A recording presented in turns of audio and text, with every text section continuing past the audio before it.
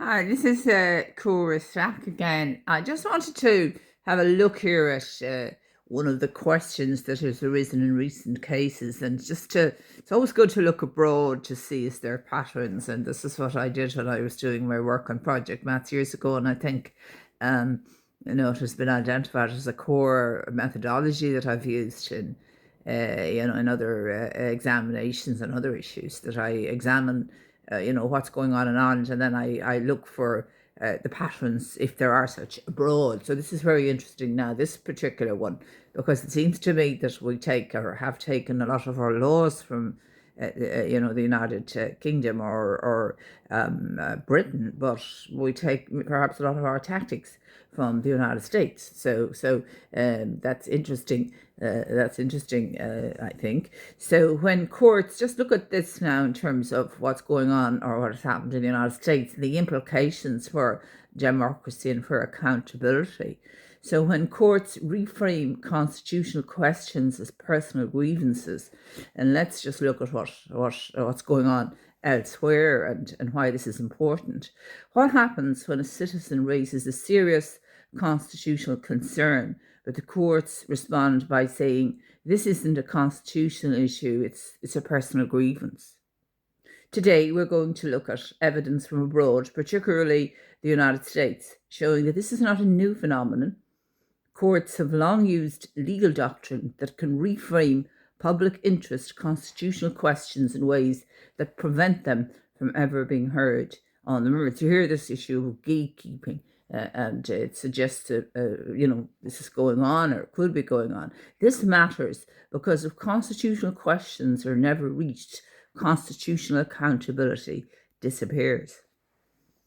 The core issue, our heart of the discussion, of course, is classification. So this is non-negotiable in my opinion, and yet it's becoming negotiable.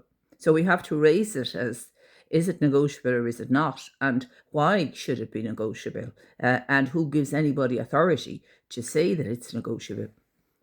So the question is, courts often make threshold decisions before examining the substance of a case. For example, this is what happened in a number of cases recently, not one, a number of them. If this is this a real constitutional question, or is it merely a personal grievance or complaint? Is it suitable for judicial determination at all? Justiciability has been brought into it, or justiciability.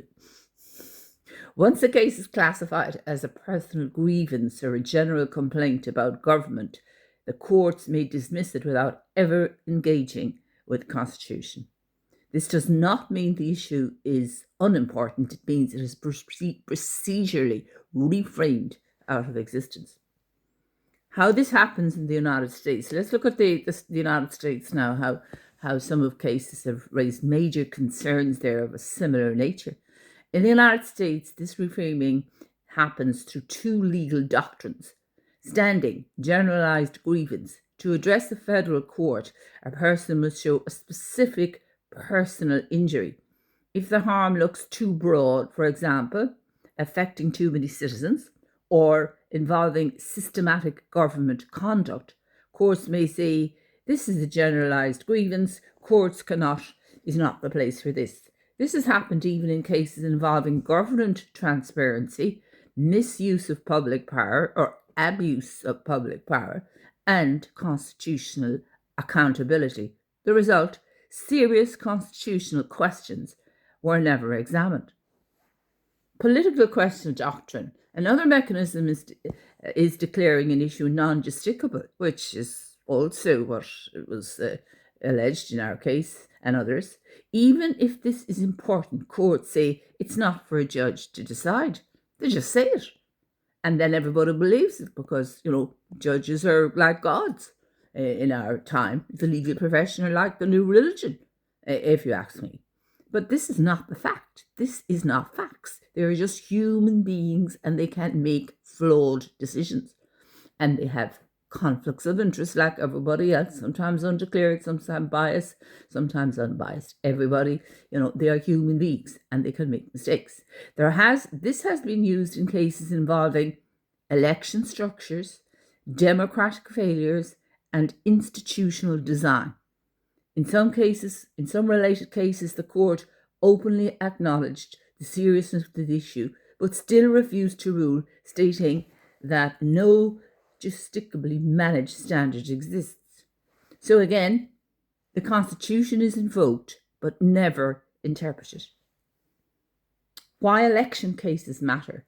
Courts have repeatedly said, in effect, if everyone is affected, that no one has standing.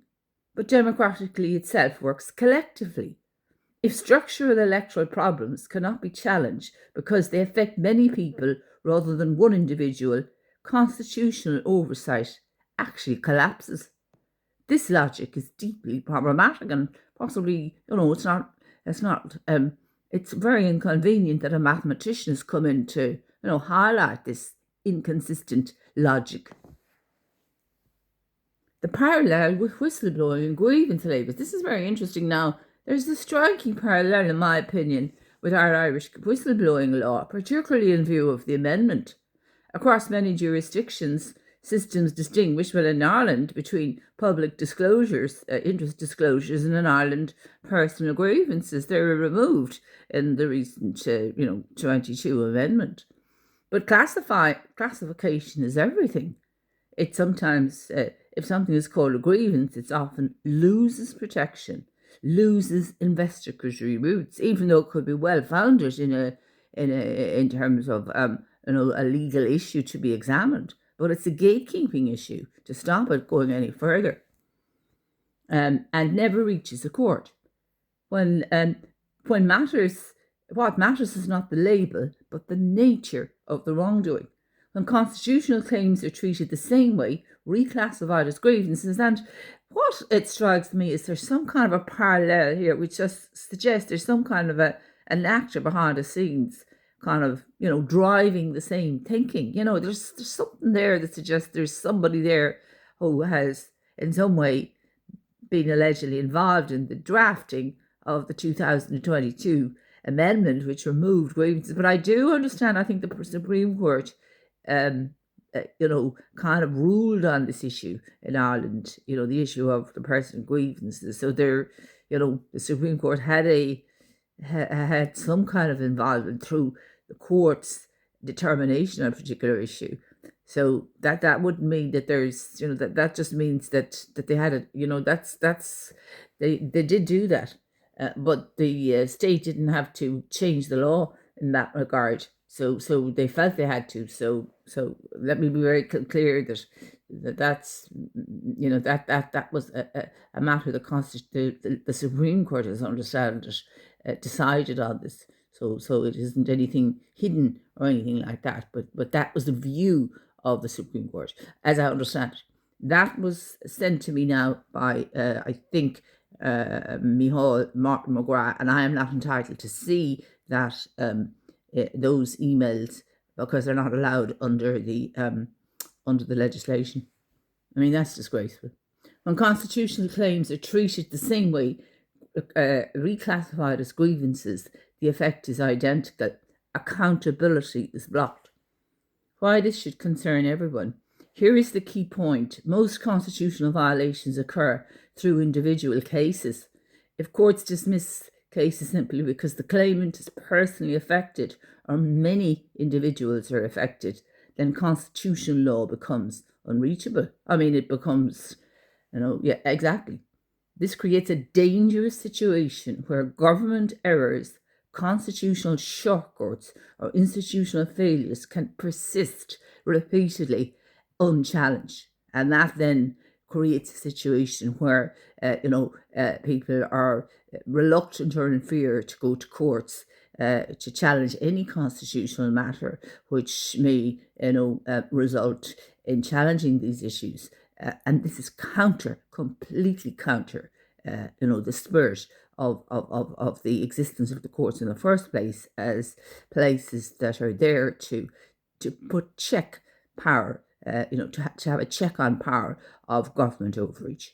Absolutely. So this raises major questions. Are our courts doing their job at the moment? And from now on, we're asking them to please do their job. The result The rule of law depends not just on having a constitution, but on allowing courts to actually engage with it. So I'm asking courts to engage with it. We shouldn't be asking them. They should be doing it. This is the problem. The courts should be doing their job. They should be doing their job, for the people, not for, who they think paid them. It's not he who pays the piper calls the tune here. Once they're, assigned their roles, they move into a different role. They become roles to act for the people, not the executive. But this is, again, you're seeing a broader pattern of this abroad. So we can't say is it is it the human condition? But I think without highlighting this, it's never going to change. The evidence from abroad shows this clearly. Reframing constitutional questions as personal grievances is not neutral. It's a powerful gatekeeping move. So it's a tactic. Whether through standing rules, political question doctrines, or grievances classifications, the result is the same. Constitutional questions are silenced without being answered. Recognizing this pattern is the first step towards restoring genuine constitutional oversight. So, just in concluding then, this video examines how courts, particularly abroad, sometimes reframe constitutional question challenges as personal grievances or generalised complaints, preventing them from being heard on their merits. Drawing on election law, standing doctrine and whistleblowing parallels, it asks what this means for accountability, democracy and the rule of law. So from now on, we're asking the courts to seriously reflect on their duty to the citizens of Ireland in the spirit of our democracy and our constitution, and to have a rethink on what they are doing to Irish people, and why so many people in the recent presidential election either spoiled their votes or disengaged or did not go to the polls. So that was the majority of people. And if the courts turn around and perhaps change their ways, we might see a different engagement, with the public going forward. And this would be a sign of the slightest turn in democratic renewal. Now, another situation that I have is wondering whether there is, from all of this dissatisfaction, is there, is there a possibility that we need a new political party? I'm not even thinking, I'm just thinking about it. And I'm wondering, should we be, looking for, people say they'd vote for Sinn Féin or they'd vote for other parties, but they don't like the name. They don't like the name. Now, I'm not suggesting Sinn Féin or People Before Profit should change the name, but perhaps there's a better name for a party that might attract more of the centre ground. Because most parties there's a huge need now for a party for the squeeze middle. And the idea I have for this is the following. It's the following idea, and I again, it's just an idea I'm considering. So I'll claim kind of copyright for this, because I've explored it. What I've done is I've explored it. I've been thinking about it for a while, following somebody asking me about it, and so it's, I think the looking at a number of different titles which might represent, the disaffected, would be a party called Democratic Renewal Alliance. Would that be something that would work for people? That's it. So I'm calling it Democratic Renewal Alliance. Would that